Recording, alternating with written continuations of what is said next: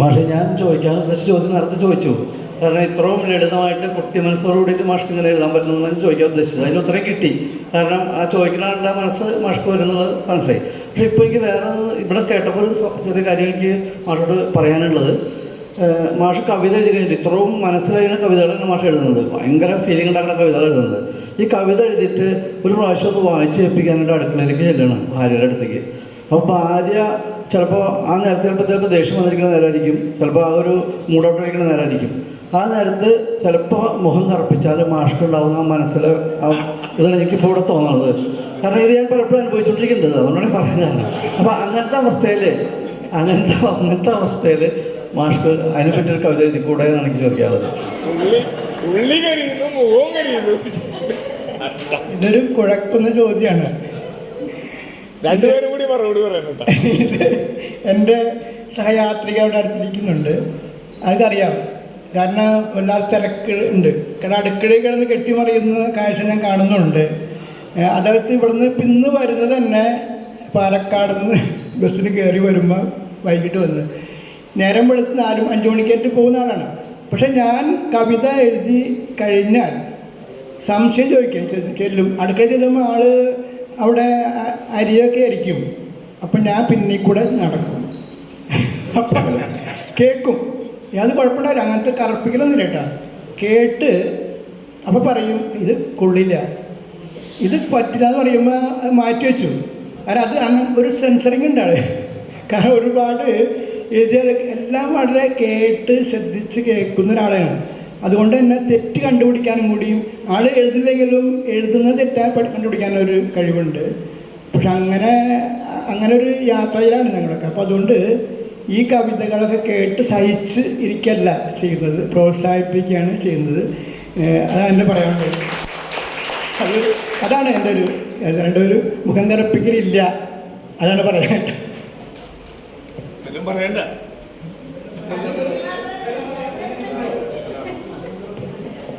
അല്ല, ഭാര്യയ്ക്ക് ഇഷ്ടമില്ലാത്ത ഏതെങ്കിലും കവിതയുണ്ടോ? അത് പറഞ്ഞു കഴിഞ്ഞാൽ പിന്നെ ഒരു കാര്യം പറയട്ടെ. അത് വേണ്ട. ഞാൻ ഒരു കാര്യം പറയാം. എനിക്ക് ഒരു ആൻജിയോപ്ലാസ്റ്റി കഴിഞ്ഞ് റെസ്റ്റ് എടുക്കണം, ഹൃദയശാസ്ത്രം കഴിഞ്ഞിട്ട്. അപ്പോൾ ഒന്നും ചെയ്യാനില്ല. അപ്പോൾ ഞാൻ എന്ത് ചെയ്തു, കുറേ കവിതകൾ, ഓർമ്മകൾ, പ്രണയം എഴുതി. പ്രണയത്തിൻ്റെ കവിതകൾ ഒരു 100 എഴുതി. അപ്പം പ്രണയത്തിൻ്റെ ഓർമ്മകൾ 100 കഴിഞ്ഞപ്പോൾ ഞാൻ കൊടുത്തു. എല്ലാം കൂടി കൊടുക്കൂട്ടാ. അപ്പം പറഞ്ഞിട്ട് അതെ 100 വേണ്ട, ഒരു 50 പറയും. അങ്ങനെ ഞാൻ 50 ആക്കിയിട്ടാണ് ഇവിടെ ഒരു പുസ്തകമുണ്ട്, പ്രണയത്തിൻ്റെ പുസ്തകത്ത്. അത് എൻ്റെ അനുഭവമാണെന്ന് പറഞ്ഞാലും കുഴപ്പമില്ല, അങ്ങനെ പറയാം. പക്ഷേ നമ്മളെ കൂടെ ജീവിക്കും, ഇടയ്ക്ക് സംശയം വരും. എന്നാലും അതവർ പറയും. അങ്ങനെ കാര്യങ്ങളൊന്നും പറഞ്ഞാലും കുഴപ്പമില്ല എന്നതാണ്. ഞാൻ പറഞ്ഞു എൻ്റെ ചരിത്രം ഞാൻ ചോദിക്കുന്നില്ല, അതുപോലെ ഞാൻ ചോദിക്കേണ്ടാറുണ്ട്. ഞങ്ങൾക്കും കൂടി തീരണ്ടേ സംശയം?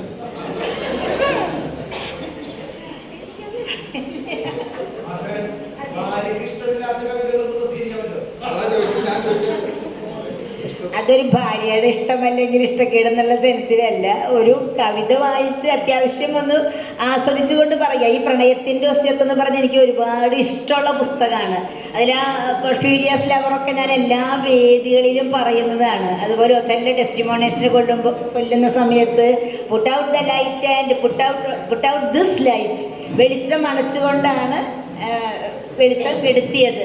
അതുപോലെ അത്യപൂർവമാം ആ നിമിഷത്തിൽ ഓമനെ നീ മരിക്കണം, മാമക ONV-യുടെ ചങ്ങമ്പുഴയുടെ. അപ്പം അങ്ങനെ ഒരുപാട് ഈ റെഫറൻസുകൾ ഉള്ളതാണ്. ആ നിലയിൽ ഈ പ്രണയത്തിൻ്റെ ഒസ്യത്തിന് ആളുകൾ മനസ്സിലാക്കി. ഓരോന്നും റെഫറൻസ്, ഫുട് നോട്ട് കൊടുത്തില്ല. എനിക്കിതൊരു ഫുട് നോട്ട് വെച്ചുകൊണ്ട് ഈ കവിത വീണ്ടും കുറച്ച് പുസ്തകങ്ങൾ പ്രസിദ്ധീകരിക്കണം എന്നുള്ളൊരു ആഗ്രഹമുണ്ട്. ഇതിനകത്ത് നോക്കൂ, ഒരു ഉപാധിയുമില്ലാതെയാണ് ഞാൻ അവൾക്ക് ബ്ലാങ്ക് ചെക്ക് കൊടുത്തത്. എത്ര പ്രണയം വേണമെങ്കിലും എഴുതിയെടുത്തു കൊള്ളട്ടെ എന്ന മട്ടിൽ. അവൾ അക്കങ്ങളിലാണ് ജീവിച്ചിരുന്നത്, ഞാൻ അക്ഷരങ്ങളിലും. അക്കങ്ങളും അക്ഷരങ്ങളും തമ്മിൽ പൊരുത്തപ്പെടാത്തത് കൊണ്ട് അവൾ എഴുതിയ ചെക്കുകളെല്ലാം മടങ്ങി. കണക്ക് പുസ്തകത്തിൽ ഇനിയുമുണ്ട് പ്രണയത്തിൻ്റെ നീക്കിയിരിപ്പ്. ഇതുപോലെ ഓരോ കവിതയും തികച്ചും വ്യത്യസ്തമായ കവിതകളാണ്. 100 മോശമായിട്ടല്ല ഞാനത് സെൻസർ ചെയ്തത്, അതൊരു ആർഭാടായി പോകും ഒറ്റയടിക്ക് 100 എഴുതിയാൽ. അതുകൊണ്ട് ഒരു 10-50 മതിയെന്ന് പറഞ്ഞതാണ്.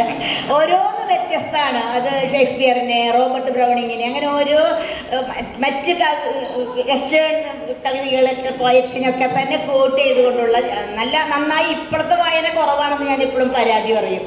പക്ഷെ ചെറുപ്പത്തിലെ വായിക്കുന്ന കാര്യങ്ങൾ നന്നായി മനസ്സിലുണ്ട്. എനിക്ക് അങ്ങനെ മനസ്സിൽ ഫുള്ള് നിൽക്കില്ല പഠിപ്പിക്കുന്ന കാര്യങ്ങൾ നിന്നാലും. ഇത് എല്ലാ കാര്യങ്ങളും ഓരോ പുസ്തകം തുടങ്ങുന്ന വരികളൊക്കെ കൃത്യമായി മാഷിങ്ങനെ പറയും.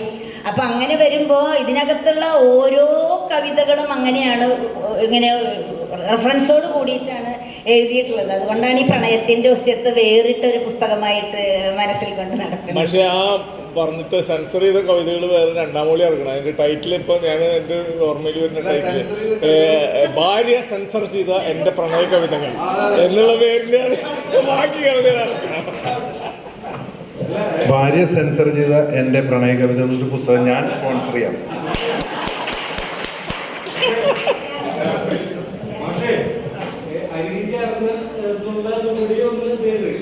ടീച്ചറില്ലാത്ത സമയത്ത് ഭാഷ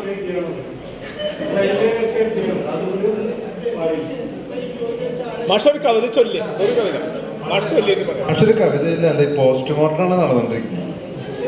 അത് ഇത് രാമചന്ദ്രൻ, AP രാമചന്ദ്രൻ എന്ന് പറഞ്ഞ ഒരു കലാസ്വാദകനാണ്. ഇത് AP അതെ. എൻ്റെ കുരുത്തോലകൾ കേട്ടിട്ട് ഇവിടെ നിന്ന് ഒരു നേഴ്സ് വന്നിട്ട് ഈ ഫീൽഡിൽ ഒരു പ്രണയ കവിത വേണം എന്ന് പറഞ്ഞു. ഒരു ആൽബം ഉണ്ടാക്കാനാണ്. അങ്ങനെ ഷോർട്ട് ഫിലിമുണ്ട് എഴുതി കൊടുത്ത കുറേ വരികൾ അവർക്ക് ഇഷ്ടപ്പെടുകയും അങ്ങനെ അദ്ദേഹം ഒരു 2 ആൽബം P. ജയചന്ദ്രനെ കൊണ്ട് പാടിച്ചിട്ട ഒരാളാണ്. അതുകൊണ്ട് അത് പിന്നെ ഞാൻ അവരോട് പറയാം. മറുപടി പ്രണയത്തിൻ്റെ ഒരു പുസ്തകത്തിലല്ല ഒരു രേഖയുണ്ട്, എന്നിട്ട് പറയാം.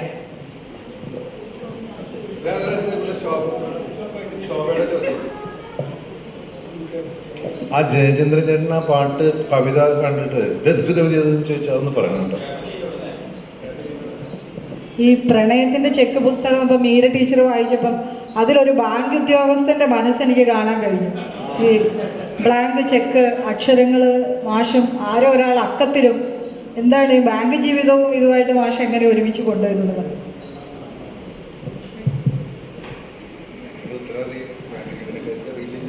അതല്ല ബാങ്കുകാർ ചോദിക്കാൻ പാടില്ല. എന്തായാലും ബാങ്കിൽ കണക്കൂട്ടിയിരിക്കുകയാണ്. എങ്കിലും അക്ഷരങ്ങൾ പോയിട്ടുണ്ടായില്ല. കുട്ടിക്കാലത്ത് അക്ഷരങ്ങളൊക്കെ നിന്നു. കണക്ക് അവിടെ കണക്കായിട്ട് നിൽക്കുകയും ചെയ്തു. അതുകൊണ്ട് എനിക്ക് അതൊരു തടസ്സം ഉണ്ടായിട്ടില്ല. കണക്കും കവിതയും ഒന്നും തന്നെ. കണക്കിൽ ഒരു കവിതയുണ്ട്, കവിത കണക്കുമുണ്ട്. അടുത്തത് UP വിഭാഗം 2ാം സ്ഥാനം ലഭിച്ച ആത്മീക